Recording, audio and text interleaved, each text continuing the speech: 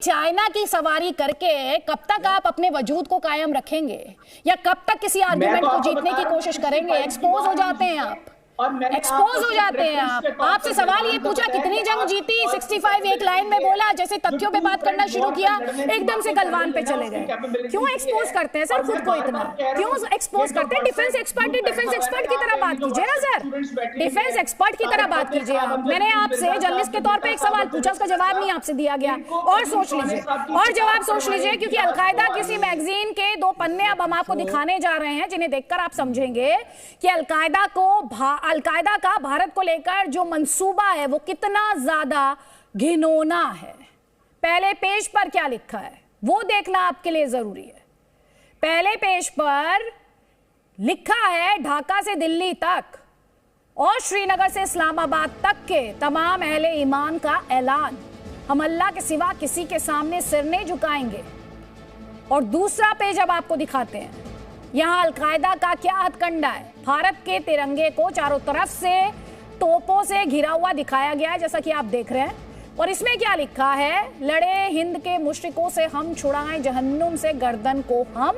मुशरिकों का यहां पर मतलब होता है जो इस्लाम को, अल्लाह को नहीं मानते। तो ये 2 पेज हैं जिन्हें जानना और समझना आपके लिए जरूरी है और इसीलिए हमने दिखाया।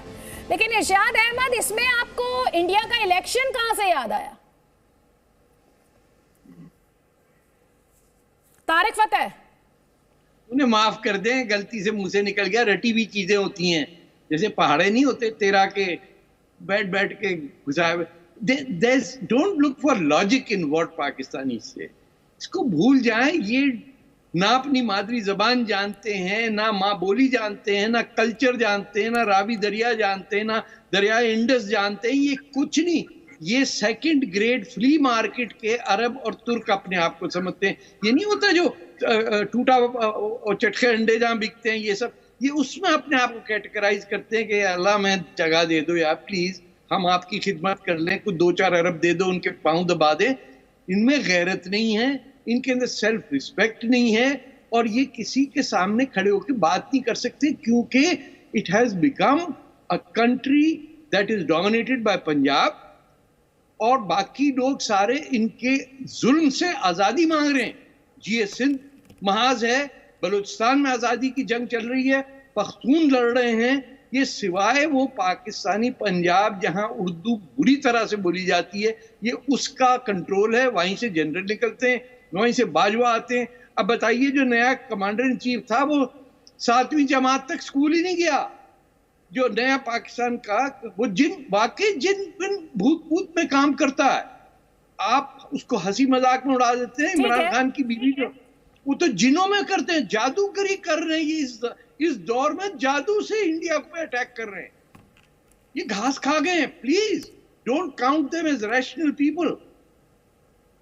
और ये कहा जाता है कि अगर दूसरों का घर जलाओगे तो आग खुद के घर में भी लगेगी। 2 तस्वीरें हम आपको दिखाना चाहते हैं। एक तस्वीर है आतंक के सफाई की, जिन्हें पाकिस्तान सीमा पार से जम्मू कश्मीर में लगातार भेजता रहा है। भारतीय सेना इन आतंकियों को सीधे जहन्नुम पहुंचाती रही है और इसीलिए भारतीय सेना से कितना प्यार है इन्हें, वो आप इस डिबेट में भी महसूस कर पा रहे होंगे। 2019 में आपको याद होगा जम्मू कश्मीर से अनुच्छेद 370 हटा दिया गया और उसके बाद आतंकियों के सफाई में तेजी आई है। दूसरी तस्वीर है पाकिस्तान के क्वेटा की। यहां आतंकी हमले में 5 लोगों की मौत हुई। यह फिदायीन हमला था। आतंकी संगठन टीटीपी ने इस हमले की जिम्मेदारी ली। 2 दिन पहले ही इस आतंकी संगठन ने पाकिस्तान सरकार के साथ जो ट्रूस था, सीज फायर थी, उसे खत्म किया और बड़े हमले की चेतावनी दी थी। यह हमला पाकिस्तान के नए आर्मी चीफ आसिफ मुनीर को आतंकियों की सलामी माना जा रहा है। और यहां पर जो तमाम एक्सपर्ट हैं, अभी आप सुन रहे थे इरशाद अहमद, वो कसीदे पढ़ रहे थे। हासम दुर्रानी, जी बोलें, क्या आपका क्वेश्चन है? अभी जो आप बात कर रहे थे तो आप समझ ही गए ना, आप तब से इस डिस्कशन में बैठे हैं। मेरा क्वेश्चन ये है, मैं आपका क्वेश्चन, आपको हर फ्रंट पर मुंह की खानी पड़ रही है, डिप्लोमेटिक फ्रंट पर, बैटलफील्ड में। अगर आप ये समझ रही हैं कि हमें हर फ्रंट के ऊपर मुंह की खानी पड़ रही है, तारिक फतेह साहब जो हैं वो हमें ये समझ रहे हैं कि पाकिस्तान के अंदर तो है, यहाँ पे किसी किस्म का ना कोई इल्म है ना कोई तालीम है, तो अच्छा हो गया ये हमारे मुल्क को छोड़ के चले गए। बहुत अच्छा हो गया कि यहाँ से पाकिस्तान से उन्होंने अपना नाता तोड़ लिया, वरना ये भी कहीं पे बैठे होते जो है ना वो झाड़ू फूंका कर रहे होते और कहीं पे बैठ के तावीज़ बेच रहे होते। क्योंकि यहाँ पे तो हमारे मुल्क के अंदर तो यहाँ पे इन जैसे बंदों की तो कदर है ही नहीं, और सिर्फ आप जैसे जो आपके मुल्क है वहाँ पे इनकी कदर है। और दूसरी बात है, अगर ये इतनी अक्लमंद है, इतनी तालीम याफ्ता और इतना कुछ होता है, और जिसे हम यहाँ पे बैठ के ये जनरल साहब की प्रॉब्लम हो रही है, हाफिज सईद की नहीं, आपकी भी कदर है, आपकी भी कदर है सर, सलाउद्दीन की कदर है सर, आपकी भी कदर है, आपकी भी कदर है। आप आए ना सर, आप आए, most welcome. Osama bin Laden की कदर, मेरा जो घर है वो इंडिया, वो लाहौर बॉर्डर के बिल्कुल करीब है। मेरा घर लाहौर बॉर्डर के बिल्कुल करीब है। आप जब भी वहां पर आएंगे, जो इतना पैसा लूटा सर, मैं आपको खाना भी खिलाऊंगा, मैं अपना जो खानवाजी कर सकता हूँ देश को बर्बाद कर दिया, उसकी कदर है। अगर आपको ज्यादा प्रॉब्लम है तो सर मैं आपसे वही अर्ज कर रहा हूँ, और एक आर्मी जनरल के आपके अंदर इतनी ताकत चाहिए कि किसी भी वक्त आप इस मुल्क को कब्जा कर लेते। आपको चाहिए था, मैं जिस भी मिट्टी का बना हूँ, कम से कम मैं इतना तो हूं ना कि मैं अपनी जगह पे बैठा हूँ, आपकी तरह चीखे नहीं मार रहा। मैं अपने मुल्क में बैठा हूँ, अपने घर के अंदर बैठा हुआ हूँ। अगर आप ये समझते हैं कि आपकी फौज, आपकी जनाब तमाम चीजें इतनी ही स्ट्रॉन्ग है, इतनी आप ताकतवर हैं, आपने कश्मीर पे भी कब्जा कर लिया, आपने अफगानिस्तान के अंदर भी अपनी हुकूमत तैयार जो है ना उसको सपोर्ट कर रहे हैं। पाकिस्तान ने बकौल आप सब के लोगों के यहाँ पे पाकिस्तान ने कोई भी जंग नहीं जीती, तो भाई मैं अभी तक यहाँ पे अपने घर में इंडिपेंडेंट क्यों बैठा हुआ हूँ? मुझे तो आप लोगों के अंडर होना चाहिए था। जनरल साहब, अगर आपके अंदर इतनी ही ताकत है, आपकी फौज के अंदर इतनी ही पावर है, तो सर मैं आपको बार बार एक ही बात अर्ज कर रहा हूँ कि मेरा घर जो है वो लाहौर बॉर्डर के करीब ही है। आप आए, दोपहर का खाना भी मेरी तरफ, रात की और शाम की चाय भी मेरी तरफ, और उसके बाद लाहौर जिम खाना क्लब में मैं आपको लेके जाऊंगा, और आपको आपकी पसंद की जो है वो लेक्चर भी मैं आसम दुर्रानी, छोड़ दें आप मैडम फैक्ट्स पे बात करती हूँ, फैक्ट्स पे बात करती हूँ। सुनिए ध्यान से, आप बहुत अच्छी टीचर हैं, आप सिर्फ एक सुनिए ट्यूशन पढ़ाया।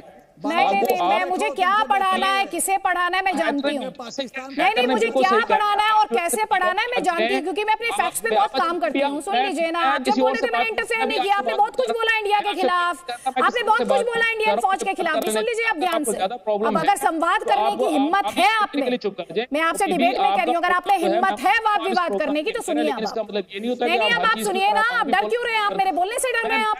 अरे अभी बैटलफील्ड में ऐसे ही आपकी फौज लड़ती है इंडियन आर्मी से, आप एक एंकर से डर रहे हैं। अरे जनाब, आप एक एंकर से बोलने से डर रहे हैं, एक एंकर के बोलने से आपको डर लग रहा है क्योंकि वो इंडियन है।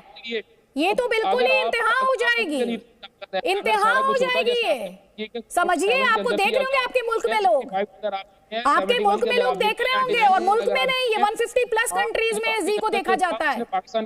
ध्यान से सुनिए, ये कब्जे की बात कर रहे थे आप, वो पाकिस्तान के कब्जे वाले कश्मीर की बात कर रहे थे आप जाने अनजाने बोल गए सच। पाकिस्तान के कब्जे वाले कश्मीर की बात कर रहे थे आप, क्योंकि जम्मू कश्मीर इंडिया का है, इंडिया का भी हिस्सा है, इंस्ट्रूमेंट ऑफ एक्सेशन। राजा हरि सिंह ने किसके लिए साइन किया था आपको पता होना चाहिए, आपको पता होना चाहिए। और 71 का इंस्ट्रूमेंट ऑफ सरेंडर किसने साइन किया था वो भी आपको पता होना चाहिए। और ये जिंगोइज्म नहीं है, ये तथ्य है। और इन दोनों डॉक्यूमेंट्स को आप डिनाई करके दिखा दीजिए, इन दोनों डॉक्यूमेंट्स को आप डिनाई करके दिखा दीजिए, और अब जवाब लीजिए, अब जवाब लीजिए आप।